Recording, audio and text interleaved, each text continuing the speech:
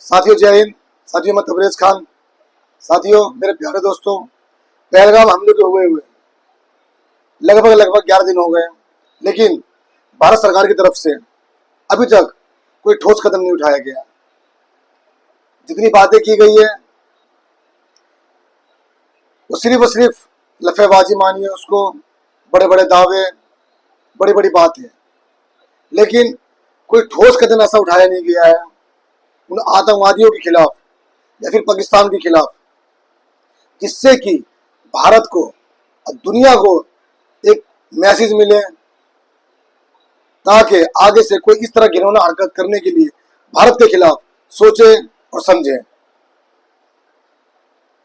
साथियों मेरे प्यारे दोस्तों, मोदी मीडिया बड़ी बड़ी बातें कर रही है, लफेबाजी कर रही है, थर थर कांपेगा पाकिस्तान, अब पाकिस्तान में ये होगा, पाकिस्तान में वो होगा, लेकिन जमीनी हकीकत कितनी है, कितना है और जमीन पे क्या हो रहा है हमें और आपको बखूबी पता है। मोदी मीडिया के बारे में आप जानते ही हैं कि वो पिछले 10-11 सालों से इस सरकार की सिर्फ और सिर्फ दिन रात चाटुकारिता करते हैं। एक भाजपा का प्रवक्ता है अभी इस समय, जिसका नाम गौरव भाटिया है। मेरी नजर में वो प्रवक्ता एक निहायत ही गंदा, बेहुदा और घटिया किस्म का और नीच आदमी है। वो रोजाना प्राइम टाइम में बैठ के अलग अलग स्टूडियो में जहर उगल रहा है, नफरत बो रहा है, और उसका परिणाम यह है कि वो चीजें धरातल पर, जमीन पर हमें और आपको देखने को मिल रही है। अलग अलग वीडियोस आ रहे हैं, अलग अलग तस्वीरें आ रही है, मुसलमानों को टारगेट करके उनको मारा जा रहा है, पीटा जा रहा है, नफरत फैलाई जा रही है, सांप्रदायिकता का माहौल बनाया जा रहा है, तनाव पैदा किया जा रहा है देश में। लेकिन भारत सरकार के पास कोई ठोस कदम नहीं है जिससे वो आतंकवादियों के खिलाफ और पाकिस्तान के खिलाफ एक कड़ा मैसेज दे सके, उनकी भाषा में उनको समझा सके, उन्हीं की भाषा में उनको जवाब दे सके। हमारे 28 लोग शहीद हुए हैं, जो निहत्थे थे, मासूम थे, जिनको धर्म पूछ कर मारा गया है। उसके जवाब में कोई कार्रवाई भारत सरकार ने अभी तक नहीं की। अभी दिल्ली में परसों प्रधानमंत्री नरेंद्र मोदी जी की अध्यक्षता में एक बैठक हुई सीसीएफ की। देश को लगा, हमें लगा कि वहां से कोई बड़ा परिणाम निकल कर आएगा, एक बड़ी कार्रवाई होगी, लेकिन उसके अगले दिन ही मोदी सरकार ने जातीय जनगणना की घोषणा की। सिर्फ घोषणा की है। क्या यह घोषणा उन मुद्दों से ध्यान भटकाने के लिए की गई है?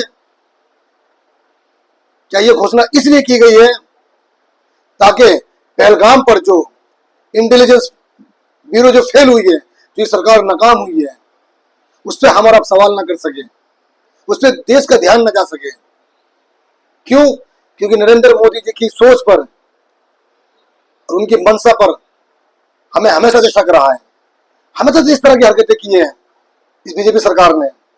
अभी कुछ दिन पहले एक इंटरव्यू में इन्हीं प्रधानमंत्री नरेंद्र मोदी जी ने कहा था कि जातीय जनगणना अर्बन नक्सल जैसी सोच है। योगी ने कहा था कि अगर ये जनगणना हुई तो समाज बटेगा। तभी उन्होंने नारा दिया था, बटोगे तो कटोगे, एक हो तो सेफ हो। इसलिए मुझे इनकी सोच पर भरोसा नहीं है, विश्वास नहीं है, इनकी नीयत से मुझे विश्वास नहीं है।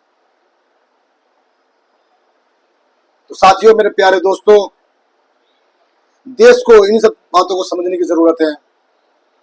अभी कांग्रेस ने कुछ दिन पहले एक पोस्टर जारी किया था जिसमें एक तस्वीर थी, न पैर था, न हाथ था, न सर था।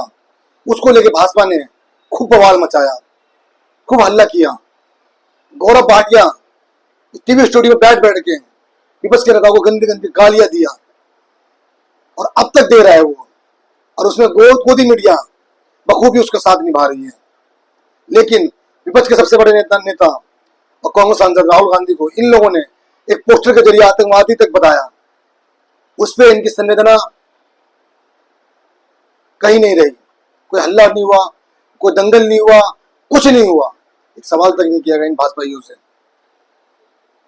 तो साथियों मेरे प्यारे दोस्तों, इस मुद्दे को लेकर हमारे देश में ये कहे कि पूरा मैं आरोप लगा रहा हूं भाजपा के ऊपर, इसमें मुझे कोई गुरेज नहीं है कि भाजपा ने पूरे देश में पहलगाम जो टेररिस्ट अटैक हुआ, इस अटैक का भरपूर फायदा उठा रही है, देश में तनाव का माहौल पैदा कर रही है, हिंदू मुस्लिम कर रही है। मुझे बहुत तकलीफ होती है, मेरा मन बहुत विचलित होता है ऐसी तस्वीरों को देखकर, ऐसी वीडियोज को देखकर, कि हमारे देश को ये भाजपा कहां लाके खड़ा करना चाहती है, समाज को क्यों बांटना चाहती है। पिछले 10-11 सालों से हम और आप यही चीजें देख रहे हैं।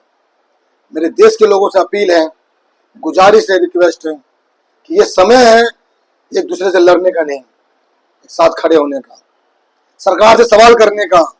पूछिए उनसे कि आपने क्या किया अब तक। इस पहलगाम में जो आत्मघाती हमला हुआ, जो टेररिस्ट अटैक हुआ, क्या किया आपने उसके लिए, क्या कार्रवाई की आपने अभी तक।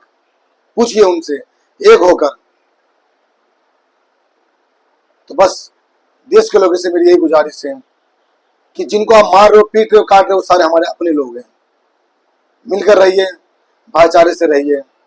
मैं अपनी हर वीडियोस में, अधिकतर वीडियोस में मैं यही रिक्वेस्ट करता हूं मैं आप लोगों से, क्योंकि मेरा मकसद है समाज को एक करके रखना, समाज को जोड़ के रखना, हिंदू मुस्लिम की मिसाल देना,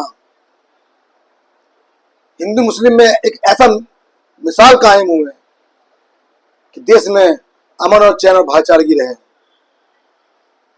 हम आप लोग प्यार मोहब्बत से रहें, समाज को एक करके रहें, ना कि बांट के। इन्हीं शब्दों के साथ मैं अपनी बातों को विराम देता हूं और आप लोगों से विदा लेता हूं। बहुत बहुत शुक्रिया, बहुत बहुत धन्यवाद।